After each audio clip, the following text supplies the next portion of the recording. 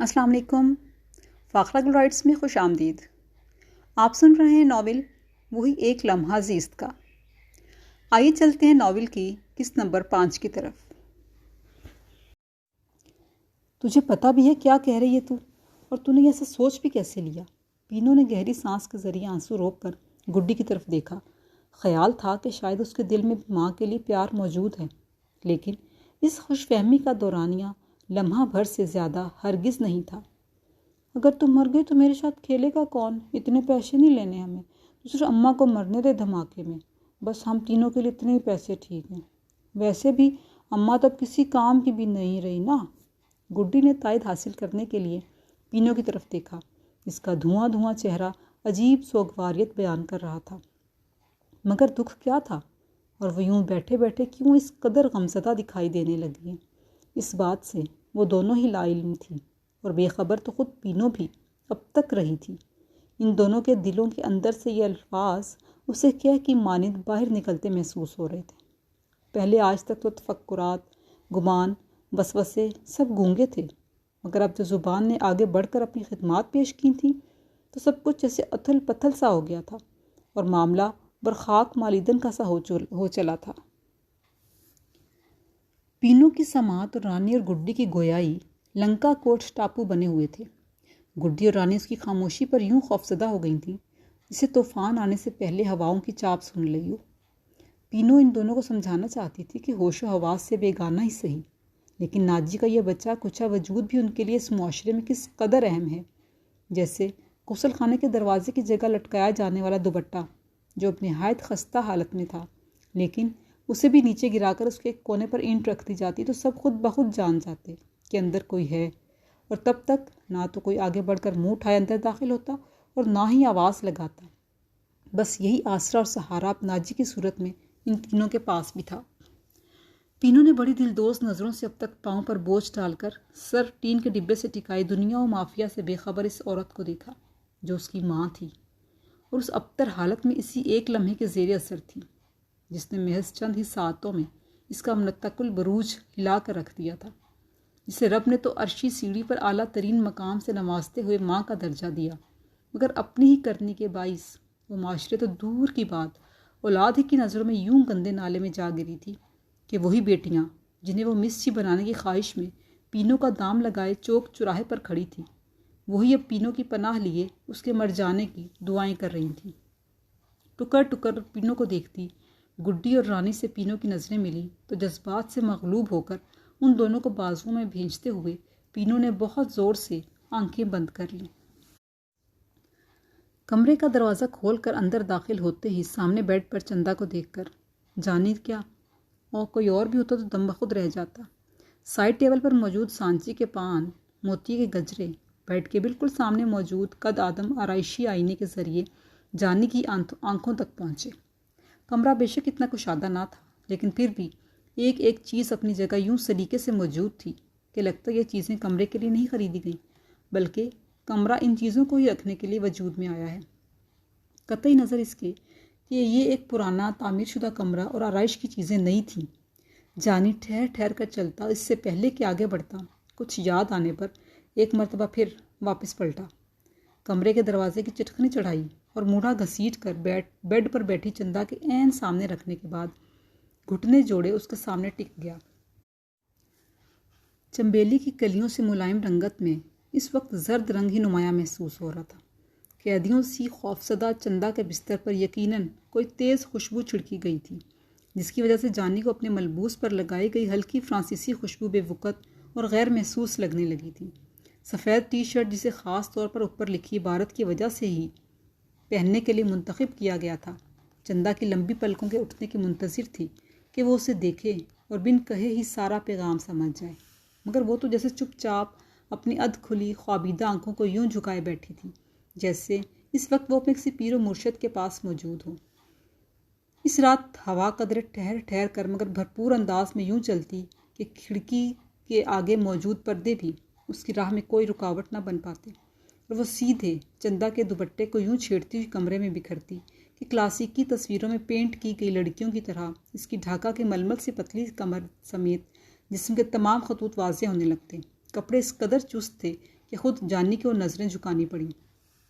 جس طرح انگریز حکمران دیانتداری کو اپنی پالیسی کے طور پر استعمال کیا کرتے ہیں، بالکل اسی طرح ان گلیوں میں ملاقاتیوں کے سامنے آنے کے لیے بھی چست اور باریک کپڑوں کو شاہد پالیسی کے طور پر ہی اپنایا گیا تھا۔ اس پر یوں نظریں جھکائے، چہرے پر موت کا سا سناٹا طاری کیے چندہ، جانی کو لگ رہا تھا جیسے کسی نازک اندام پری کو شیشے کے جار میں بند کر کے اس کے سامنے بٹھا دیا گیا ہو اور اسے اس پر مکمل دسترس بھی دی گئی ہو۔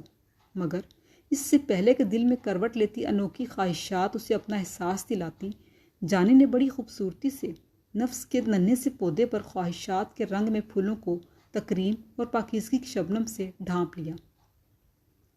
اگر باتھ روم آپ کے کمرے کے ساتھ ہے تو مہربانی کر کے اپنے کپڑے بدل لیں اور اپنی پسند کے کوئی مناسب سے کپڑے پہنائیں۔ جانی کی بات پر پہلی مرتبہ چندا نے پلکیں اوپر اٹھا کر اسے دیکھا۔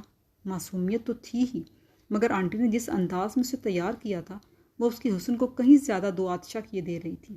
اس پر خوابیدہ آنکھوں میں سانس لیتی حیرت، جانی کا دل چاہ رہا تھا کہ وہ بس اسے یوں ہی دیکھ دیکھ کر اپنی روح کو سیراب کرتا رہے۔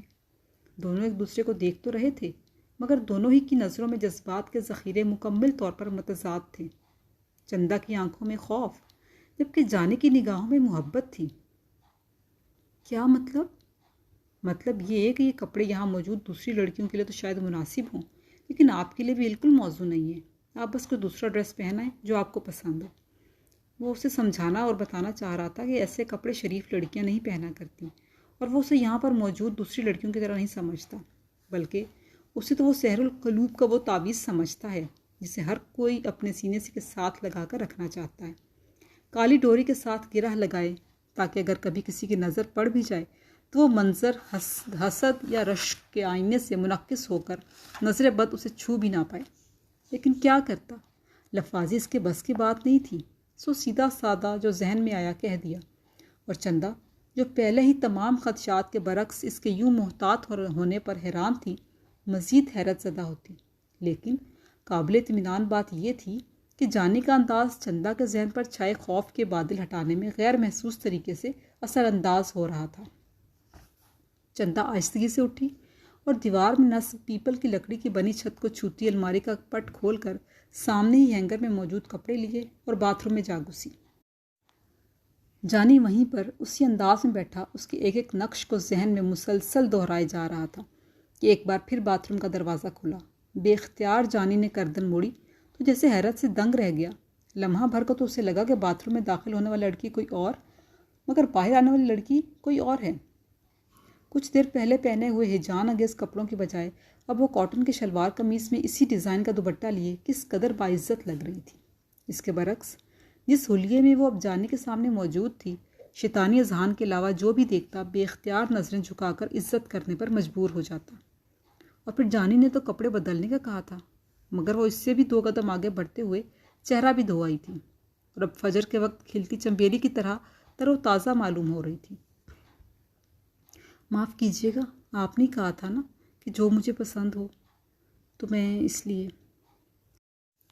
وہ جانتی تھی کہ یہاں آنے والوں کی توقعات ان سے کئی طرح کی ہوتی ہیں، اسی لیے جانی کو حیران دیکھ کر پریشان ہو گئی کہ یقیناً اس سے یہ سب غلط ہوا ہے، اور اس کی شخصیت کا سحر خود اس کی آواز سے ہی ٹوٹا تو جانی جیسے اپنے حواسوں میں آ گیا۔ ارے نہیں، معافی کیوں، بلکہ میں تو خود تمہیں یہ سب کرنے کا کہا تھا۔ کپڑے کیا بدلے گئے تھے، اس کی حیثیت بھی شاید اب بدلی گئی تھی۔ آپ سے تم تک کا فاصلہ بھی اسی لمحے طے ہوا کہ اب چندا اسے اپنی دنیا کے باسی لگنے لگی تھی، اپنوں کی طرح دل کے بہت قریب۔ اور تم وہاں کیوں کھڑی ہو؟ ادھر آؤ نا، یہاں بیٹھو، مل کے باتیں کرتے ہیں۔ اتنا دوستانہ لہجہ، اور وہ بھی اس کے ساتھ۔ یہ کیسا مرد ہے بھلا؟ وہ جو تھوڑی دیر پہلے تک بے انتہا خوفزدہ تھی، اب جانی کے دوستانہ رویے پر الجھن کا شکار تھی۔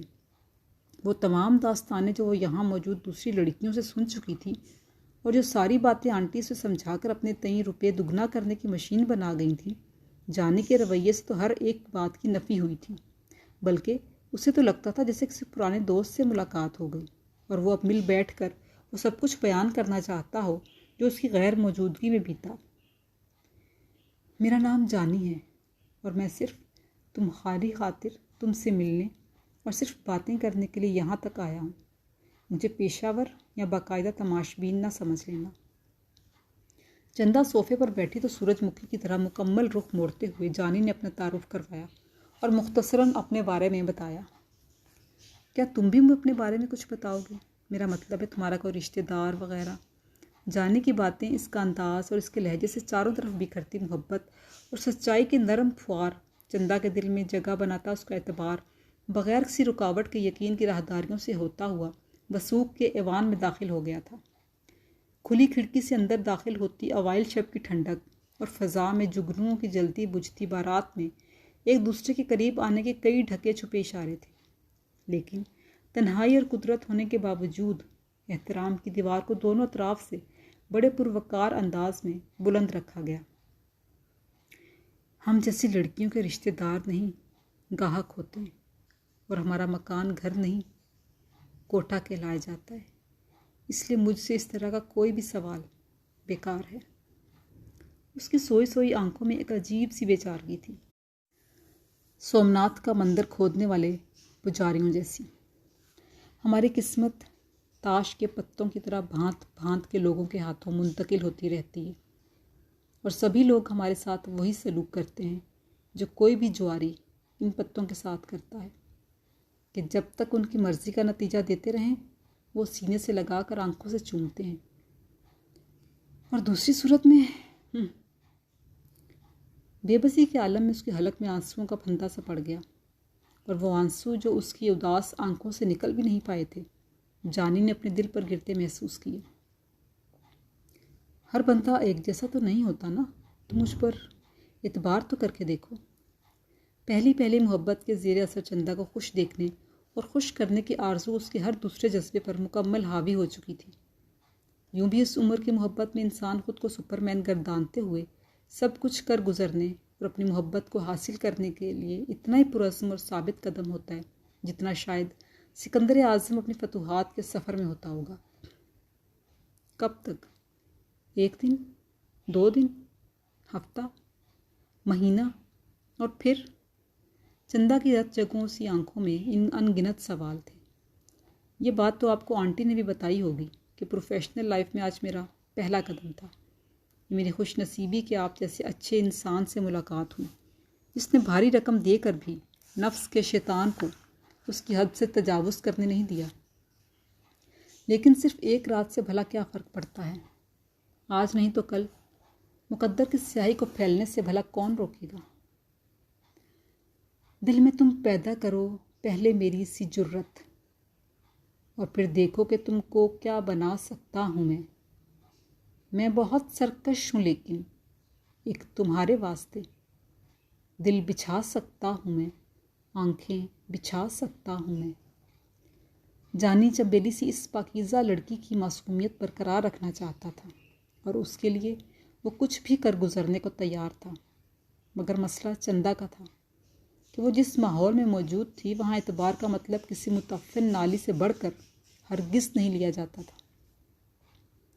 آپ نے دیکھا تھا نا جب ہال میں داخل ہونے پر میرے اوپر پھولوں کی سرخ پتیاں نچھاور کی گئی تھیں؟ وہ میرا استقبال نہیں تھا، بلکہ ان کے اپنے شیطانی جذبات کی تسکین کی طرف پہلا قدم تھا، اور بس۔ میں تمہیں اس ماحول میں کبھی تنہا نہیں چھوڑوں گا، اور میں جو کہتا ہوں یقین کرو کر کے بھی دکھاؤں گا۔ اس کی باتیں سن کر جانی بے حد جذباتی ہو رہا تھا، کبھی دل و دماغ غصے کی شدت سے سن ہوتے محسوس ہوتے تو کبھی اضطراب سے کان کی لوئیں تک چلنے لگتی اور پپوٹے بھاری ہوتے محسوس ہوتے۔ میری مانے تو آج کے بعد اس جگہ کا کبھی رخ نہ کیجیے گا جہاں سے مہاراجہ بھی خالی ہاتھ اور جیبیں جھاڑتے ہوئے نکلتے ہیں۔ ویسے بھی یہ کوٹھے اور ہم طوائفیں صرف اور صرف نامردوں کے ٹھکانہ اور خواہش ہوتی ہیں، اور آپ تو مجھے اچھے خاصے مرد معلوم ہوتے ہیں۔ ماحول کا بوجھل پن کم کرنے کی غرض سے چندہ اداس آنکھوں سے ذرا سا مسکرائی۔ میں نہیں مانتا۔ وہ کسی ضدی بچے کی طرح اپنی بات پر اڑا تھا، اور اس کا مستحکم انداز دیکھ کر ہی چندہ کو اس پر ترس آنے لگا، سو اسے بات مکمل کرنے کی اجازت نہ دی اور بیچ میں بول پڑی۔ کیا نہیں مانتے؟ اور کس بنیاد پر؟ یہ جو سارے بڑے عزت دار لوگ یہاں آتے ہیں نا، یہ سب مردوں کے نام پر دھبا ہیں۔ جس کوکھ میں جنم لیتے ہیں اسی کو ذلیل و خوار کرتے ہیں۔ اور کیا سمجھتے ہیں آپ کے مجھے باقی سب کی طرح کیوں سمجھ رہی ہو تم؟ اس مرتبہ جانی نے بھی اس سے بات مکمل کرنے کا موقع نہیں دیا تھا۔ مجھے تم سے کچھ نہیں چاہیے سوائے اعتبار کے۔ تم صرف میری باتوں کا اعتبار کرو اور بھروسہ رکھو کہ میں تمہیں عزت دینا چاہتا ہوں اور گناہ کی اس دلدل سے کہیں بہت دور لے جانا چاہتا ہوں۔ اس کی بات پر چندہ چونکی۔ اس کی ساری ہی باتیں باری باری چندہ کو حیران کیے دے رہی تھیں۔ آنٹی کی منہ مانگی رقم ادا کر کے وہ ساری رات تھی بس اسے باتیں کرتا اور اس کی سنتا رہا تھا، اور چندہ یہ سوچنے پر مجبور تھی کہ کیا واقعی یہ بھی مردوں کی کوئی قسم ہے؟ بھلا ایسے بھی مرد ہوتے ہیں کیا؟ آنٹی کی مہربانی سے وہ ایف اے مکمل کیے ہوئے تھی، اور تب اس کے ذہن میں یہ خواہش بڑی شدت سے ابھری تھی کہ جس طرح فزکس کے اصولوں کے تحت عام مادے کے خواص معلوم کر لیے جاتے ہیں، بالکل اسی طرح کاش کوئی ٹھوس اور مستند اصول بھی ایسا ہوتا جس کے ذریعے کسی بھی شخص کی نیت معلوم کی جا سکتی۔ لیکن ایک بار حقیقت اور خواہش کا فرق اس کے سامنے آ کھڑا ہوا تھا۔ وقت مٹھی میں بند ریت کی طرح آہستہ آہستہ ہاتھ سے نکل رہا تھا، اور صبح صادق بس ہونے کو تھی، جس کا صاف مطلب یہ تھا کہ بس اب بچھڑنا ناگزیر ہے۔ تمہیں معلوم ہے چندہ، نہ تم سے پہلے اور نہ تمہارے بعد میری زندگی میں کوئی آئے گا جس جگہ پر میں تمہارے ساتھ اس وقت موجود ہوں۔ جانتا ہوں کہ یہاں عورتوں کا بازار ہے، ان کی قیمت لگتی ہے، گاہک آتے ہیں، خریدتے ہیں، لیکن مجھے اس سوچ سے بھی نفرت ہے۔ میں تمہیں خریدنا نہیں چاہتا، کیونکہ خریدی ہوئی عورت کا بندہ استعمال تو کر سکتا ہے، اس سے محبت نہیں کر سکتا، اور مجھے تم سے محبت ہے، ایسی محبت کہ میں یہاں کسی اور کا تمہاری طرف دیکھنا بھی برداشت نہیں کر سکتا۔ جانے کی باتیں چندہ کے وجود پر پتے کے آخری سرے پر ٹکی بارش کی بوند کی طرح رک گئی تھیں۔ اسے لگ رہا تھا جیسے جانے کی باتوں سے اس کے دل کے سمندر میں جذبات کے بڑے بڑے بھنور نمودار ہونے لگے تھے۔ رات ختم ہو چکی تھی اور صبح کی کرنیں دھرتی پر مکمل طور پر پھیلنے سے پہلے اسے یہاں سے جانا تھا۔ کچھ دیر ٹھہر کر اس نے چندہ کے جواب کا انتظار کیا، لیکن ان سوئی جاگی آنکھوں میں بے یقینی کی کیفیت دیکھ کر اٹھا اور گہری سانس لے کر بولا، جب تک میرے جسم میں سانس باقی ہے تمہیں کسی اور کا نہیں ہونے دوں گا، لیکن اگر تم چاہو تو، کیونکہ زبردستی کرنا محبت کے اصولوں میں کہیں نہیں ہے۔ جس طرح کچھ لوگ مچھلی کھانے کے بعد دودھ پینے سے ڈرتے ہیں، عین اسی طرح چندہ بھی اس کی محبت کے یوں آشکار ہونے پر خوفزدہ ہو کر کچھ بھی کہنے سے گریزاں تھی۔ سو ہونٹ بھینچتے ہوئے جانی دروازے تک جا کر پھر پلٹا، انتہائی کرب انگیز نظروں سے چندہ کو دیکھا، جیسے شاید مہاتما بدھ نے آخری بار اپنی رانی اور بچے کو دیکھا ہوگا اور سوچا ہوگا کہ بچھڑنا اٹل ہے، اور بغیر کچھ بھی کہے دروازہ کھول کر باہر تو نکل گیا۔ لیکن چندہ کو لگا جیسے وہ ہمیشہ ہمیشہ کے لیے اس کے دل کا مکین بن گیا ہو۔ سارا ماحول، موسم، باتیں ایک پرزم دکھائی دینے لگی تھیں۔ اسے لگا جیسے آنکھوں کے سامنے ایک خاص قسم کا زوم لینس آ لگا ہو کہ چاروں طرف جانے کی باتیں مجسم صورت میں نظر آنے لگی تھیں، اور تب ایک عجیب قسم کا بوجھ دل پر آن پڑا تھا، اور اسے اس بات کا بے حد رنج تھا کہ اگر اس کا دل جانے کی سچائی کی گواہی دے رہا تھا تو زبان کیوں کر بے یقینی کے حصار میں مقید رہی، اور جس بے بسی سے جاتے ہوئے جانی نے اسے دیکھا وہ نظریں گویا دل کے ساتھ چپک ہی تو گئی تھیں۔ اس آخری نظر میں عجب درد تھا منیر، جانے کا اس کے رنج مجھے عمر بھر رہا۔ پینو، گڈی، رانی اور ناجی چاروں ہی کئی دنوں سے محض پانی پر زندہ تھی۔ ایسے میں ہمت تو کرنا ہی تھی۔ پھر ناجی کی ذہنی حالت بھی ایسی نہیں تھی کہ اسے گھر چھوڑ کر پینو کوئی مزدوری ہی ڈھونڈ پاتی۔ وہ اچانک ہی بیٹھے بٹھائے گریہ ازاری اور معاف کر دینے کی تکرار شروع کرتی تو پینو سے سنبھالی ہی نہ جاتی۔ سو پہلے تو وہ دوسری بستی جا کر استاد کے سامنے منت سماجت کر کے ریڑھی لے کر آئی، پھر ناجی کے ہی طریقے کو آزماتے ہوئے اسے افیم چٹائی، اور محلے سے ایک عورت کو بلا کر اس کی مدد سے بمشکل ریڑھی پر ڈال کر اللہ کی اس وسیع زمین پر اس کا فضل تلاش کرنے نکل کھڑی ہوئی۔ اس کا بھی ارادہ بھیک مانگنے کی بجائے جانے کی طرح کوئی مزدوری کرنے کا تھا، لیکن بھوک کے مارے جو ابکائی آتی تو لگتا انتڑیوں سمیت سب کچھ باہر آ جائے گا۔ نکاہت کے مارے اس سے 2 قدم چلنا محال ہو رہا تھا۔ वहीं रानी और गुड्डी की हालत इससे भी अबतर थी। गुड्डी और रानी तो इधर उधर से मिट्टी की टुकड़ियाँ उठाकर इसी तरह खाने भी लगती थीं जिस तरह आम तौर पर कुछ नाखून खाते हैं। लेकिन पीनो भी आखिर क्या करती। बेबसी का आलम तो ये था कि वो चाहने के बावजूद उनके लिए कुछ कर नहीं पा रही थी। बस्ती से निकलकर मेन रोड पर आई तो ट्रैफिक जाम में सामने खड़ी गाड़ी को देखकर गोया उसका दिल कट कर रह गया। फ्रंट सीट पर मौजूद मियाँ बीवी जहाँ खुश गप्पियों में मसरूफ़ थे, वहीं पिछली सीट पर बैठा बच्चा खुश गोश्त के टुकड़े अपने कुत्ते के मुंह में डालता हुआ उसके लच्छेदार बालों में हाथ फेरता जा रहा था, और कुत्ता बड़ी बेनियाजी से उसे अपने अगले दोनों पंजे गाड़ी के नीम व शीशे पर रखे आते जाते लोगों को यूं देख रहा था जैसे कोई क्लास टीचर एक पुरहुजूम क्लास में मौजूद बच्चों को देखा करती है। पीनो के दिल पर पांव पिसारे बैठा दुख का बोझ भीगी रुई की तरह मजीद वजन बढ़ा गया था। उसने सर झुकाकर एक नज़र अपने दाएं बाएं मौजूद रानी और गुड्डी को देखा, जिन्होंने अपनी दानिश में फ़ौरन वो मिट्टी के टुकड़े वाला हाथ पीछे करके ख्याल किया कि शायद पीनो अब तक उनके इस अमल से अनजान है, और पीनो ने भी जानकर अनजान बनते हुए उनके भरम को कायम तो रखा, मगर दूसरी नज़र उसकी दूर कहीं आसमानों पर इस बुलंदियों वाले रब की तलाश में ज़रूर गई, जो समी भी है और बसीर भी, और जिसकी नज़र में बिलाशुबा तमाम इंसान बराबर हैं। लेकिन इस लम्हे पीनो का दिल चाहा था कि अगर इन बुलंदियों में वो अपने रब को ढूंढ ले तो इससे ये शिकवा तो ज़रूर ही करेगी कि ए अपने बंदों को सबसे ज़्यादा चाहने वाले रब, जब तेरी दुनिया में अशरफुल मखलूक़ात भूख से मर रही थी और जानवर विलायती ग़िज़ाएँ खा रहे थे, तो तूने उनकी खबरगिरी क्यों ना की। अजीब रस्म है चारा गरों की महफिल में, लगा के ज़ख्म नमक से मसाज करते हैं। गरीब शहर तरसता है एक निवाले को, अमीर शहर के कुत्ते भी राज करते हैं। उन्हीं बागी सोचों के दरमियान ट्रैफिक कब रवां दवां हुई और लजीज गोश्त के मज़े उड़ाता सफ़ेद रूही सा खूबसूरत कुत्ता आंखों से कब ओझल हुआ उसे पता भी नहीं चला। एहसास हुआ तो तब जब बासी रोटी खरीदने वाले का बड़ा सा थैला रश की वजह से इससे टकराया। वह उधेड़ उम्र शख्स भी शायद जल्दी में था और थैला भरा हुआ था। इसमें से फफूंदी लगी रोटी के चंद टुकड़े नीचे जा गिरे, जिस पर गुड्डी और रानी की नज़रें गोया चिपक कर रह गईं। तब दिल ने बड़ी ख्वाहिश की कि काश ये रोटी किसी तरह उसे मिल सकती और वो अपनी नन्ही बहनों को खिला पाती। लेकिन देखने में ये बेवज़न सी रोटी अगर इंसान की ज़िंदगी के पलड़े के एक तरफ रख दी जाए और दूसरी तरफ तमाम बाकी ज़रूरियात, तो भी इसी रोटी का वज़न ज़्यादा महसूस होगा कि इंसान की सारी ज़िंदगी की भाग दौड़ का मरकज़ ही रोटी लगने लगती है।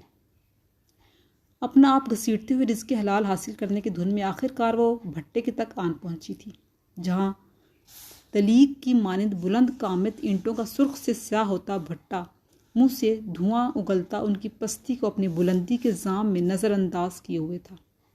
सुर्ख ज़मीन करबला का मंजर पेश कर रही थी। कतार दर कतार कच्ची ईंटें अपनी बारी के मुंतज़िर थीं, जबकि पक्की हुई ईंटों को मुख्तलिफ मजदूर गधा गाड़ियों में मतलूबा तादाद के मुताबिक रखते जा रहे थे। कई औरतें अपने नौज़ायदा बच्चों को दुपट्टों के साथ कमर पर बांधे 20-20 ईंटें एक ही वक्त में उठाए हुए थीं। और तब एक बार फिर पीनो का ध्यान रेडी में अफीम के ज़ेरे असर गनूदगी की हालत में पड़ी अपनी माँ की तरफ चला गया। ये बात मानने में उसे कोई कबाहत नहीं थी कि वो लोग हर लिहाज से मुफलिस थे, कि मुफलिसी भूख प्यास या अशिया ज़रूरत की कमी का नहीं, बल्कि काहिली और बेगैरती भी इसी मुफलिस के उन्वान तले आती है। और इसमें कोई शक नहीं कि खुदा ने पत्थर में भी कीड़े को रिस्क देने का वादा फरमाया है। लेकिन फिर ये बात भी तो याद रखनी होगी कि इंसान पत्थर का कीड़ा नहीं है, बल्कि अशरफुल मखलूक़ात का तमगा सीने पर सजाने वाली वो मखलूक है जो बसा औकात दरिंदगी, हैवानियत और बर्बरियत में सफ़े अव्वल पर खड़ी नज़र आती है। और फिर अशरफुल मखलूक़ात में भी सबसे अफसल दर्जे पर फाइज होने वाली माँ सामने 20 ईंटों और नौज़ायदा बच्चे को उठाकर इसके हलाल कमाने की धुन में मगन इस औरत और नाजी को देखते हुए एक बार फिर वो खुद तरसी का शिकार होने लगी थी। सामने नज़र आते इस मंज़र में पीनों के अंदर मौजूद तमाम गम, ज़िल्लतें, रुसवाइयाँ, भूख, तंगदस्ती, जुल्म, बेइज्जती, सबको एक बार फिर जिंदा कर दिया था। और अपनी ज़ात पर लगे इन बरस तुमा दागों का गम हर चीज़ पर छाने लगा था। اسے لگا جیسے وہ جاگتے ہونے کے باوجود سوئی ہوئی ہو، زندہ کھڑی ہونے کے باوجود مر چکی ہو۔ غم کا دھارا ایک بار پھر نشیب سے فراز کی جانب راہ ماپنے لگا تھا کہ اسی دوران ٹھیکیدار کی نظر اس پر پڑی، اور اس سے پہلے کہ کسی طور خود اس کی طرف جاتی، تفتیشی نظروں سے دیکھتا وہ ٹھیکیدار اپنا بے ہنگم وجود لیے خود اس کے قریب چلا آیا۔ عورتیں، مرد، نوجوان لڑکے لڑکیاں، کم عمر بچے سبھی کام میں مصروف تھے۔ پینو نے بھی ہمت کر کے اس سے کام کی بابت پوچھا، لیکن بغیر لگی لپٹی کے اس نے کام دینے سے صاف انکار کرتے ہوئے للچائی نظروں کے ساتھ اسے اپنے پاس آنے کی ڈھکی چھپی بات کی تو پینو کو سب امیدیں ایک بار پھر ٹوٹتی محسوس ہوئی۔ بغیر کچھ بولے دہشت زدہ ہو کر اس نے نفی میں گردن ہلائی تو ٹھیکیدار نے ریڑھی کو ٹھوکر مارتے ہوئے اسے بھٹے کے علاقے سے نکل جانے کا حکم دیا۔ نظروں میں اب لالچ اور ہوس کی جگہ غرور تھا۔ چاروں ناچار بھٹے کی حدود سے اپنا بے جان وجود گھسیٹتے ہوئے وہ سڑک کنارے پہنچی ہی تھی کہ پان سگریٹ کے کھوکے پر بیٹھے دو اوباش آدمیوں نے اس کے سڑک کو چھوتے دوپٹے کا کونا پکڑا جو پینو کے بڑھتے قدموں کے ساتھ ہی پل بھر میں ساتھ چھوڑ کر اسے بیچ سڑک میں بے حجاب کر گیا۔ بڑی بے حال ہو رہی ہے لڑکی، خیر تو ہے نا؟ کہاں سے آ رہی ہے؟ مونچھوں کو تاؤ دیتے ہوئے لوفرانہ انداز میں آنکھ مارتے کہا۔ چادر دے دے میری، ورنہ میں شور مچا دوں گی، سمجھا؟ پینو نے روحانسا ہوتے ہوئے رانی اور گڈی کو خود سے لپٹاتے ہوئے اپنا آپ چھپاتے ہوئے کہا۔ چل چادر بھی مل جائے گی، ادھر تو آ ایک دفعہ۔ مکروہ ہنسی شیطانی تاثرات کے ساتھ بکھرتی گئی۔ کیوں بے، کوئی ماں بہن نہیں ہے تیری؟ کیوں تنگ کر رہا ہے اسے؟ موٹر سائیکل پر گزرتے بابی نے معاملہ بھانپتے ہوئے تیزی سے گزرتے ہوئے موٹر سائیکل کو ریورس کیا تھا۔ ماں بہن تو ہے یار، پر اس کی کمی ہے۔ دونوں نے ایک دوسرے پر ہاتھ مارتے ہوئے خباثت سے اسے دیکھا۔ اور تجھے بڑی تکلیف ہو رہی ہے، چل تجھے ضرورت ہے تو لے جانا، ہم اس چھوٹی پر ہی گزارا کر لیں گے۔ چادر کا گولا بنا کر بابی کی طرف اچھالتے ہوئے بڑی سخاوت کا مظاہرہ کیا اور ساتھ ہی اپنی پسند اور حق سے دستبردار ہو کر اب رانی کو منتخب کیا۔ ابے تیری تو میں! چادر پینو کی طرف پھینکتے ہوئے بابی فوراً موٹر سائیکل سے اترا اور گالی دیتے ہوئے اپنی شرٹ اٹھا کر پینٹ میں اڑستا ہوا ریوالور دونوں پر تان لیا۔ تم لوگ مجھے بھول گئے ہوگے، لیکن میں نہیں بھولا، اور دیکھنا اس دن کا بدلہ آج لیتے ہوئے وہ حشر کروں گا کہ آئندہ اس قابل ہی نہیں رہو گے دونوں۔ اس وطن فربا شخص کا گریبان پکڑ کر جھنجھوڑتے ہوئے بابی نے کہا تو اس کے ہاتھ میں ریوالور لہجے کی مضبوطی اور آہنی جسم کو دیکھ کر دوسرا پاس کھڑا گھگیانے لگا۔ اوئے بابر تو! کل اور آج کے بابر میں اس قدر فرق دیکھ کر وہ بے حد حیران ہوا تھا۔ جذباتی تو وہ تھا ہی، پر آج موقع بھی تھا جب ہی ریوالور صرف دکھاوے کے لیے استعمال کرتے ہوئے ان دونوں پر اپنی بازوؤں کی طاقت یوں آزمائی کہ انہیں ہاتھ باندھ کر بھاگتے ہی بنی، لیکن اس کے ساتھ ہی پینو کی ہمت بھی جواب دے گئی۔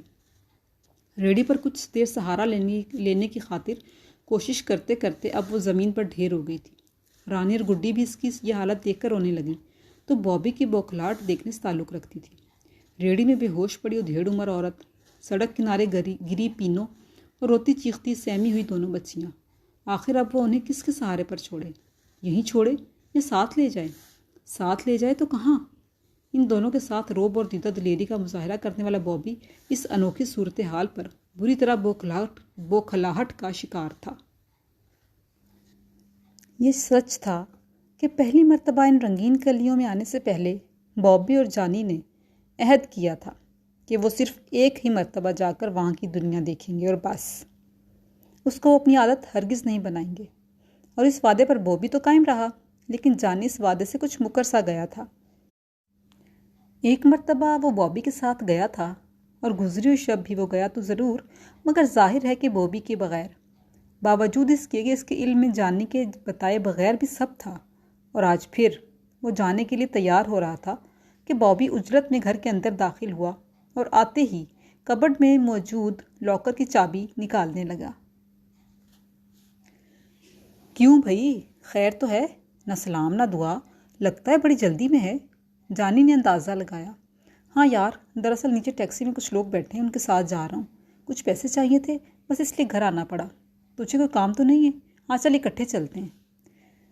نہیں یار تو جا، میں ذرا چندہ کی طرف جا رہا ہوں، سر کھجاتے ہوئے اس نے کہا تو الماری میں گھسے بابی نے سر باہر نکال کر اسے دیکھا اور شرارت سے سیٹی بجاتے ہوئے ہونٹ سکیڑے۔ تو مجھے غلط نہ سمجھ یار، میں کسی غلط کام کے لیے نہیں جا رہا۔ بابی کے معنی خیز انداز میں سیٹی بجانے پر جانی خجل سا ہو گیا تھا۔ نہیں تو کیا، تو وہاں پر یتیموں کے لیے چندہ مانگنے جاتا ہے؟ نوٹ گنتی کرتے ہوئے بابی نے لمحہ بھر کے لیے نظریں اٹھا کر اسے دیکھا۔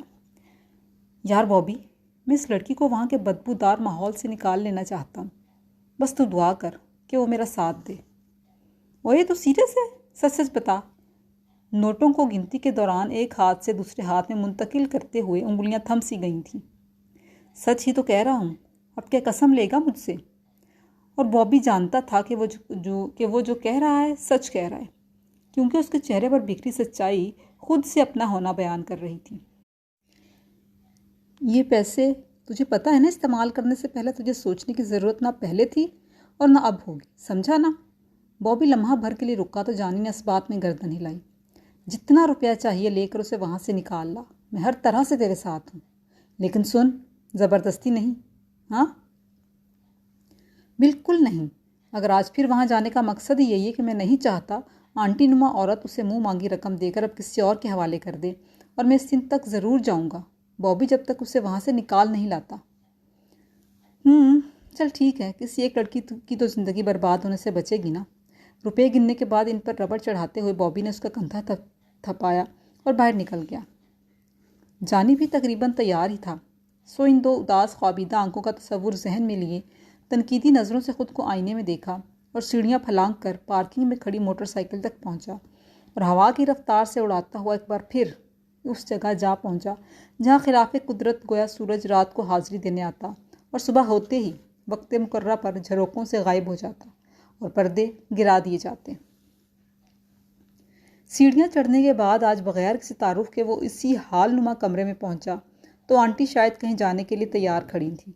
اسے دیکھا تو حیران سی رہ گئیں، اور اس سے کہیں زیادہ حیران اس وقت ہوئیں جب جانی نے آج پھر چندہ کے ساتھ رات بتانے کے لیے طے شدہ رقم ان کے سامنے رکھ دی۔ میاں لگتا ہے دل دے بیٹھے ہو ہماری چندہ کو۔ انگوٹھیوں والا ہاتھ بڑی ادا سے ماتھے تک لے جاتے ہوئے آنٹی نے آگے سے کٹے ہوئے بالوں کو پیشانی پر سے پیچھے دھکیلتے ہوئے پیشہ ورانہ انداز میں کہا۔ ارے نہیں آنٹی، بس اپنا غم غلط کرنے کا وقتی بہانہ ڈھونڈا ہے اور بس، ورنہ یہ دنیا تو ہماری دنیا سے کہیں مختلف ہے۔ اور بھلا کیا تیل اور پانی کا بھی کبھی ملاپ ہو پایا ہے؟ وہ آنٹی کو شک بھی نہیں ہونے دینا چاہتا تھا کہ اس کے ذہن میں کیا چل رہا ہے، کیونکہ وہ جانتا تھا کہ آنٹی کو چندہ سے بڑی امیدیں ہیں کہ اس کی وجہ سے ان کی تجوری گوندنی کے پیڑ کی طرح بھر جائے گی، اور اگر انہیں جانی کے ذہن میں پلتے کسی بھی خیال کی کوئی بھنک بھی پڑ گئی تو وہ اسے چندہ سے ملنے تو دور دیکھنے کی بھی اجازت نہیں دیں گی۔ بڑے سمجھدار لگتے ہو۔ آنٹی اس وقت بوسنیا کے سربوں کی طرح ہر قسم کے اختیارات کے نشے میں ایک چیل صفت عورت کی مانند معلوم ہو رہی تھیں، جبکہ دوسری طرف جانی میں بوسنیا کے مسلمانوں سا جذبہ تھا، خالص، بھرپور اور سچا۔ ویسے بھی میں نے اس کی پرورش اور دیکھ بھال 7 ماہی بچے کی طرح بڑی مشکل سے کی ہے، اور میں اسے کسی غلط انسان کے حوالے کبھی نہیں کر سکتی۔ جانتا ہوں آنٹی، اور میں اب تو یہاں کا پکا گاہک ہوں۔ اکیلی جان ہے میری، نہ گھر نہ گھر والے۔ کچھ وقت چندہ کے ساتھ گزاروں گا، پھر کسی اور کے ساتھ، اور پھر کسی اور کے ساتھ۔ ہال میں داخل ہوتی 2 لڑکیوں کو جان بوجھ کر جانی نے تفصیلی نظروں سے دیکھا۔ البتہ پیسوں کی شکایت نہیں ہونے دوں گا کبھی۔ آنٹی نے آنکھیں سکیڑتے ہوئے کچھ سوچا اور بندو کو بلا کر چندہ کو تیار ہونے کا پیغام بھجوانے کے بعد اسے انتظار کرنے کا کہا، اور خود اپنی دونوں لڑکیوں کے ساتھ روانہ ہو گئیں۔ تو جانی نے ان کے جاتے ہی سکھ کا سانس لیتے ہوئے خدا کا شکر ادا کیا، اور کچھ ہی دیر بعد بندو کی ہمراہی میں رنگ دار شیشوں کی ٹکڑیوں سے سجے روشن دان کے اس پار جا پہنچا، جہاں غیر متوقع طور پر آج پھر جانی کو اپنے سامنے موجود پا کر چند لمحوں کے لیے اداس اور خوفزدہ بیٹھی چندہ کھل سی گئی تھی، اور اس کے چہرے پر بکھرتے خوبصورت رنگ جانی کی آنکھوں سے چھپ نہیں پائے تھے۔ آپ؟ مجھے یقین نہیں آ رہا۔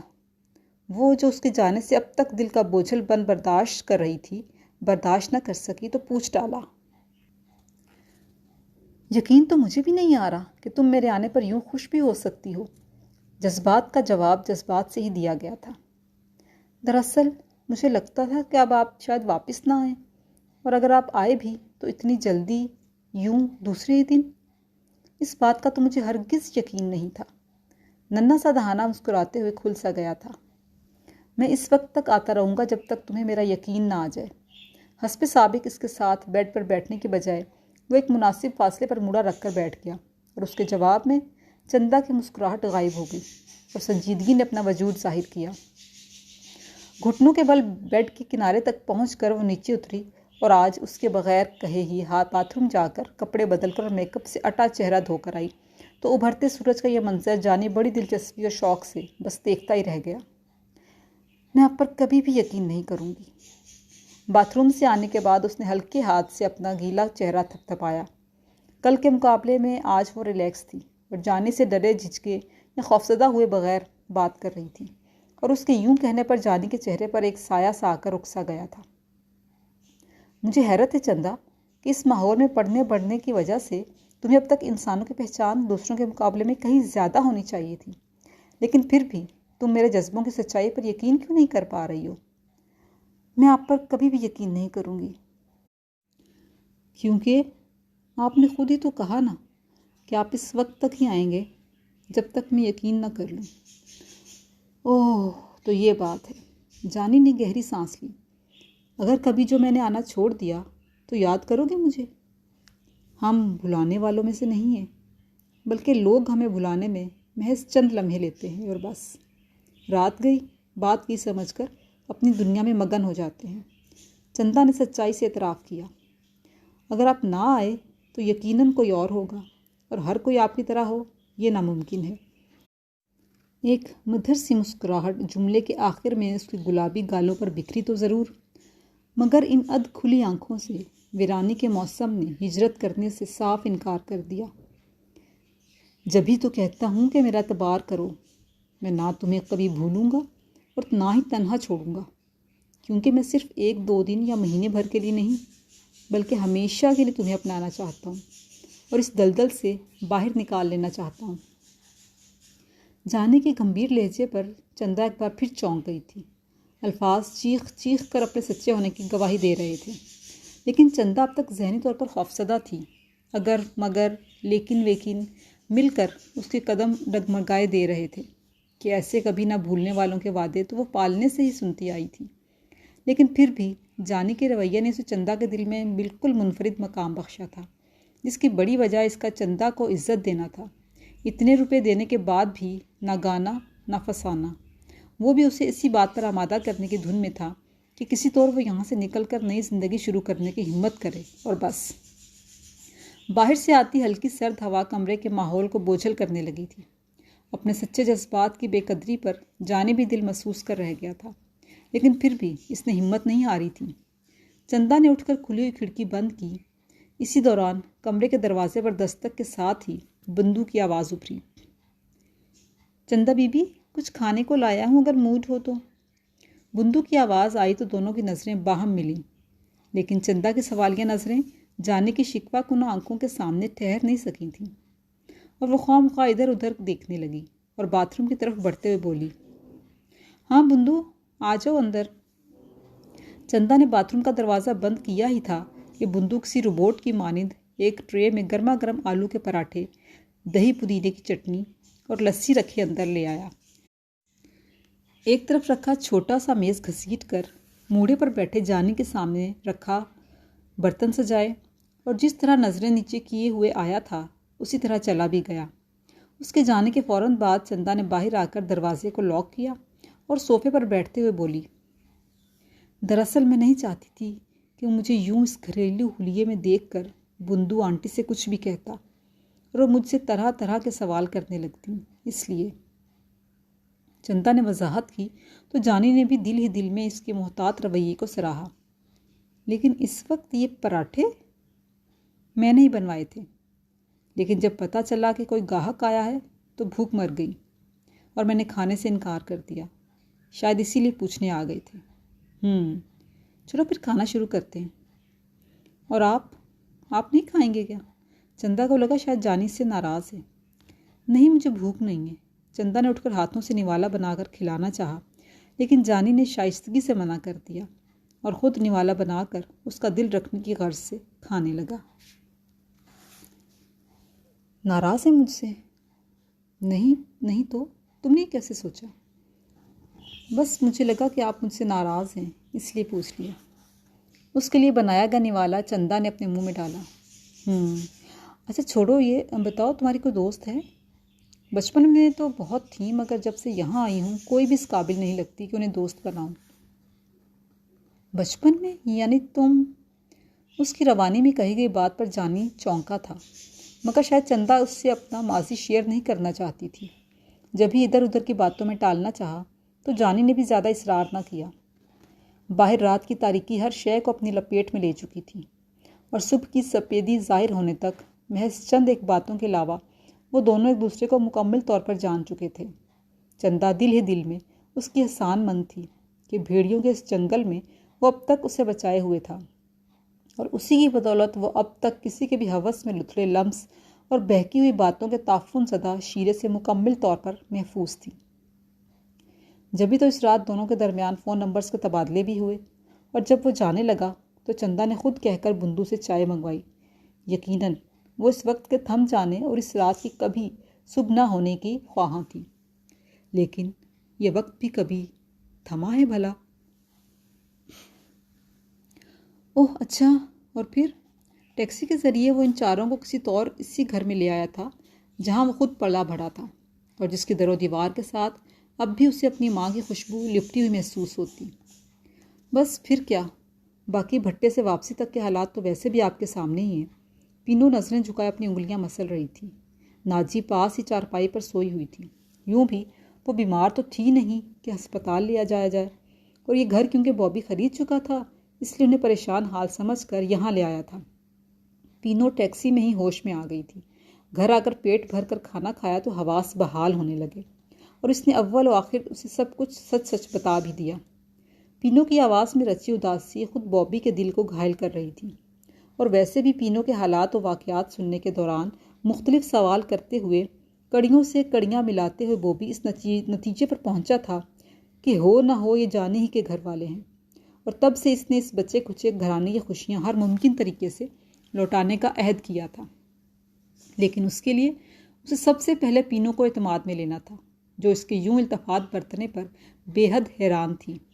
ابھی وہ اس پہلو پر سوچ ہی رہا تھا کہ ناجی سوتے سوتے ایک دم ہڑبڑا کر اٹھ بیٹھی۔ بچا لو مجھے، خدا را بچا لو۔ بابی کو سامنے پایا تو اسی کے سامنے ہاتھ چھوڑ دیے، اور پھر چونک کر پینو کی طرف رخ کیا۔ یہ دیکھ پینو، میرے جسم سے خون رس رہا ہے، کیسے غلیظ زخم ہو گئے میرے جسم پر، اور دیکھ تو کتنی بدبو اٹھ رہی ہے ان میں سے۔ ناجی اپنے نادیدہ زخم پینو کو دکھا رہی تھی، اور ساتھ ساتھ میلے ناخنوں سے ان زخموں کو کھرچتی بھی جا رہی تھی جو حقیقت میں تھے ہی نہیں۔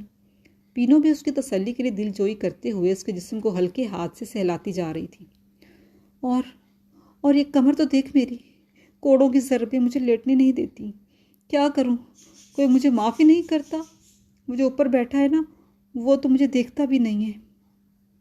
ناجی کی آنکھیں برسنے لگی تھیں کہ اچانک بڑی سرعت سے نیچے اتر کر پاؤں لٹکا کر بیٹھی پینو کے پاؤں پکڑ لیے، تو گھبرا کر پینو اس کے ہاتھ ہٹا کر خود بھی نیچے اس کے پاس بیٹھ گئی۔ بابی کے لیے یہ سب انتہائی حیرت انگیز عمل تھا، سو وہ بھی ناجی کی حرکتوں پر حیران رہ گیا۔ تو بھی تو مجھے معاف نہیں کرتی نا پینو، تو پھر وہ اوپر والا کیسے معاف کرے گا؟ گلوگیر لہجے میں ناجی نے بچوں کی سی معصومیت سے شفا کیا۔ اماں تو کیا کہہ رہی ہے، میں نے تجھے معاف کر دیا ہے، آج نہیں بہت پہلے، اور تو خود سوچ، کیا میں تجھ سے خفا ہو سکتی ہوں؟ اگر تو راضی ہے تو یہ سرخ انگاروں سی آنکھوں والے لوگ کیوں میری طرف آ رہے ہیں؟ اور اس کا کوڑا بھی تو نہیں رکتا نا پینو، انہیں روک دے، خدا کا واسطہ انہیں روک دے۔ ناجی نے کمرے میں کسی نہ نظر آنے والی چیز کی جانب اشارہ کیا، اور پھر ایک دم ناجی کی دل خراش چیخ جو کمرے میں ابھری تو وہ درد سے بلبلاتی محسوس ہوئی۔ بابی سمجھ نہیں پا رہا تھا کہ ایسے بھی انہیں سکون پہنچانے کے لیے اسے کیا کرنا چاہیے۔ پینو نے آگے بڑھتے ہوئے تڑپ کر ناجی کو اپنے بازوؤں میں سمیٹنا چاہا۔ گڈی اور رانی بھی ماں کی یہ حالت دیکھ کر بلکنے لگی تھیں۔ لاکھ کوشش کے باوجود پینو ناجی پر اپنی گرفت قائم نہیں رکھ پا رہی تھی، نتیجتاً وہ بار بار پچھاڑیں کھانے لگتی۔ انہیں کیا ہو رہا ہے پینو، اور یہ کیسے ٹھیک ہوں گی؟ بابی نے ناجی کی طرف بڑھتے ہوئے پوچھا، تو پینو اس کی موجودگی کا سہارا جان کر فوراً ہی رو دی۔ یوں بھی تنہا حالات کا مقابلہ کرتے کرتے اب وہ تھکنے لگی تھی، لیکن پھر بھی باوجود کوشش کے حالات تیز ہوا کی طرح قابو میں ہی نہ آتے، اور پھر ناجی کی حالت اس کے لیے دوہری اذیت تھی۔ لوگ کہتے ہیں شاید انہیں کسر ہو گئی ہے۔ دوپٹے کے کونے سے آنسو پوچھتے ہوئے اس نے لوگوں کا تجزیہ بابی کے سامنے رکھ چھوڑا تھا۔ کسر؟ بابی اس کی بات کا مطلب نہیں سمجھا تھا۔ مطلب کوئی جن وغیرہ، دماغ کام نہیں کرتا ان کا۔ بابی کو باتیں کرتے کرتے دیکھا تو پینو کی گرفت سے خود کو ایک جھٹکے میں آزاد کرواتے ہوئے اب وہ بابی کے سامنے ہاتھ جوڑے کھڑی تھی، اور یہی وہ موقع تھا جب پینو نے موقع پاتے ہی جانے کیا عقب سے آ کر اس کے منہ میں ڈالا کہ وہ رفتہ رفتہ سست ہونے کے بعد غنودگی میں چلی گئی۔ بابی کے لیے یہ طریقہ علاج انتہائی حیران کن تھا۔ کچھ دیر وہیں موجود رہ کر سوچتے ہوئے وہ اٹھا اور محلے کے امام مسجد کی طرف چل دیا کہ اس کے ذہن میں یہ بات بچپن سے نقش تھی کہ دنیا میں ظاہر ہونے والی کوئی بیماری، پریشانی یا آفت ایسی نہیں جس کا علاج اس کتاب برحق میں نہ ہو جسے قرآن کریم کہا جاتا ہے۔ جانی تب سے مسلسل چندہ سے ملنے کے لیے ہر رات جاتا رہا، اور آنٹی بھی خوش تھی کہ ان کی توقع کے عین مطابق چندہ نے اسے اپنی زلفوں کا اسیر بنا لیا تھا۔ آنٹی کو ادا کی جانے والی بھاری رقم حاصل کرنے کے لیے ان کا طریقہ کار وہی تھا جو ان سے ملنے سے پہلے ہوا کرتا تھا۔ رات کو تو روزانہ دونوں کی ملاقات ہوتی ہی تھی، مگر اکثر دن میں بھی میسیجز کے ذریعے گپ شپ جاری رہتی۔ جانی بڑی سنجیدگی سے اسے وہاں سے نکال کر ایک نئی زندگی شروع کرنے کا خواہاں تھا، اور خود چندہ بھی اس کے اب تک کے رویے کے باعث کسی بھی قسم کا رسک لینے کو تیار تھی۔ اس روز جانی چندہ ہی سے ملنے کو تیار ہو رہا تھا جب بابی نے ریموٹ سے ٹی وی چینل تبدیل کرتے ہوئے کنکھیوں سے اسے دیکھا۔ ہم پر اللہ کا کتنا کرم ہے نا جانی۔ بابی نے زیر لب ہلکے سے مخاطب تو اسے کیا تھا، لیکن یوں لگا کہ وہ خود سے ہم کلام ہے۔ جب ہی جانی چونک گیا، تو خود سے باتیں کر رہے ہیں، مجھ سے کچھ کہا؟ سوچ رہا تھا کہ اللہ کی کتنی مہربانی ہے ہم پر۔ دنیا کی ہر آسائش ہے ہمارے پاس، روپیہ پیسہ جتنا چاہیں خرچ کر سکتے ہیں۔ کسی گہری سوچ میں گم بابی بولے چلا جا رہا تھا۔ ہاں یار، تو نے وہی بات کی ہے نا کہ ہم سے بھی بڑے لٹیرے یہ سرکاری افسران رشوت، جال سازی، غبن، ذخیرہ اندوزی، حق تلفی اور ٹیکس چوری سمیت خدا جانے کن کن طریقوں سے حرام کا پیسہ کماتے ہیں۔ عالی شان محل نما کوٹھیاں تعمیر کرتے ہیں، اور اوپر جعلی حروف میں یہ سب تمہارا کرم ہے آقا لکھ کر خود کو دنیا کا سب سے بڑا عاجز انسان ثابت کرنے کی کوشش کرتے ہیں، جو اپنی ہر کامیابی کو اللہ ہی کی دین سمجھتا ہو۔ جانی نے اس کی گہرائی میں کی گئی بات کو یکسر ہنسی میں اڑا دیا تھا۔ وہ میرے یار، حرام کے روپے جیب میں ڈال کر حلال گوشت ڈھونڈنے والے اس ملک کے کتنے سارے لوگ اسے اللہ کی مہربانی اسی طرح سمجھتے ہیں جیسے آج تو اس چوری ڈکیتی کے مال کو سمجھ رہا ہے۔ کیا یہ اچھا نہ ہوتا کہ ہم بھی اپنی ماں کے ساتھ پوش مکان میں نہ سہی کسی چھوٹے سے گھر میں رہ رہے ہوتے؟ جانی کے طنز کو قطر نظر انداز کرتے ہوئے وہ اپنی ہی دھن میں مگن بول رہا تھا۔ وہ ماں جو اپنی اولاد کو دونے والے روٹی کی نہ دے سکے۔ جانی کا لہجہ تلخ ہو گیا تھا۔ تو ظاہر ہے روٹی دینا ماں کی تو نہیں، باپ کی ذمہ داری ہوتی ہے، اور اس کے بعد ہم جیسے جوان بیٹوں کی۔ بابی کی بات کے جواب میں جانی چپ ہو گیا تھا، کیونکہ اصل بات بابی کو بتاتے ہوئے اسے خود ہی اپنی بے عزتی محسوس ہو رہی تھی، اور ماضی بچھو کے ڈنک کی طرح لمحہ بلمحہ اسے اذیت دینے لگا تھا۔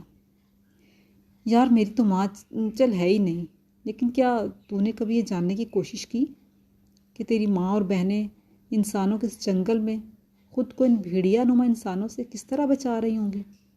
کیا تیرا دل نہیں تڑپا ان کے لیے؟ لوہا گرم محسوس ہوا تو بابی نے ضرب لگانے میں ہرگز دیر نہیں کی تھی، اور وہ جو ابھی کچھ دیر پہلے تر و تازہ محسوس ہو رہا تھا اب اس کا چہرہ دھواں دھواں تھا۔ یار، میری زندگی تباہ کرنے والی صرف اور صرف میری ماں ہے، سگی ماں۔ ایک تھکی ہوئی سانس خارج کرتے ہوئے وہ صوفے پر اس کے قریب ہی ٹھہر سا گیا، جیسے لمبی مسافت عبور کرنے کے بعد ابھی آرام کرنا نصیب ہوا۔ چہرے پر صدیوں کی تھکن طاری تھی۔ میری ماں نے مجھے صرف اس وقت محبت کی نظر سے دیکھا جب میں ہاتھ میں پیسے لے کر گھر پہنچا۔ خالی ہاتھ گھر جانے پر شفقت بھری نظر ممتا بھرے پیار کا لمس تو دور کی بات ہے بابی، روٹی تک میرے حصے میں نہیں آتی تھی۔ اور یہی ماں جانے کیسے میرے سامنے بیٹھ کر خود پیٹ بھر کر کھا لیا کرتی تھی۔ مجھے خیال آتا ہے تو صرف اپنی بہن کا، جو میری خاطر اپنی بھوک نظر انداز کر کے میری خاطر اپنی روٹی بچا دیتی تھی اور چھپ چھپ کر مجھے دیتی کہ میں کھا لوں۔ بابی کے سامنے اس نے اپنی ماں یا گھر والوں کا کبھی اس زاویے سے ذکر نہیں کیا تھا، مگر آج اسے چھپایا نہیں گیا تھا اور وہ بولا تو بولتا ہی چلا گیا۔ تجھے پتہ ہے کہ میں نے حلال روزی کے لیے اپنی ماں سے کتنی گالیاں سنی ہیں؟ میں بھیک مانگنے کے بجائے خود محنت کر کے کمانا چاہتا تھا یار، لیکن کیا کرتا، ہر بار ناکامی ہوتی اور مجھ سے زیادہ دہاڑی ان سب کی لگتی جو لوگوں کے سامنے ہاتھ پھیلائے بیٹھے رہتے۔ وہ روحانسا ہو رہا تھا اور اسی بات پر میرا باپ مجھے مارتا تھا کہ میں مارا مارا پھرنے کے بجائے کیوں ان کی طرح بھیک نہیں مانگتا۔ اور یہ جو میں چوریاں کرتا ہوں نا، اس کی بھی سب سے بڑی ذمہ دار میری ماں ہے، جس نے پہلی مرتبہ ٹھیلے سے ٹکیاں چرا کر لانے پر مجھے اتنا پیار دیا، ابا کے سامنے اس قدر سراہا کہ مجھے اپنی ماں کا وہ پیار حاصل کرنے کے لیے بار بار چوری کرنی پڑی۔ اگر وہ معمولی پر قناعت کر کے غیر معمولی کی خواہش نہ کرتی، اور اگر وہ میری پہلی چوری پر ہی سرزنش کرتی، تو میں کبھی بھی اس جرم میں ملوث ہو کر آج اس حد تک نہ پہنچتا۔ بابی اس کی باتوں کا پس منظر جان کر خود بھی دکھی ہو گیا تھا اور سوچ رہا تھا کہ دونوں میں یہ قدر مشترک ہے کہ وہ دونوں ہی حلال روزی کمانے کی خواہش رکھتے ہیں۔ جی سامعین، تو کیسی لگی آپ کو آج کی قسط؟ اپنی قیمتی آرا سے ضرور آگاہ کیجیے گا۔ کل ملتے ہیں ناول کی آخری قسط کے ساتھ۔ اپنا بہت سا خیال رکھیے گا۔ اللہ حافظ۔